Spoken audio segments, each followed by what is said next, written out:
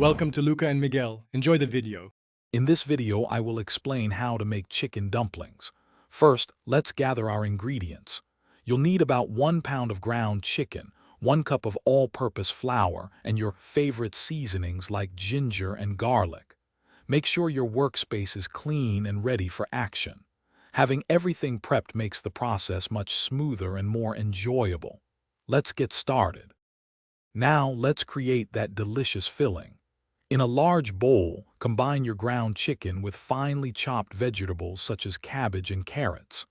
Add your chosen spices, perhaps a dash of soy sauce and sesame oil, then mix everything together until well combined. Chilling the mixture for about 15 minutes helps it firm up, making the next step much simpler. It's time for the fun part, assembling your dumplings. Take one wrapper and place about 1 teaspoon of your chilled chicken filling right in the center. Dip your finger in a small bowl of water and moisten the edges of the wrapper. Now, fold the wrapper in half and pinch the edges together, creating those beautiful pleats. Repeat until all your filling is used.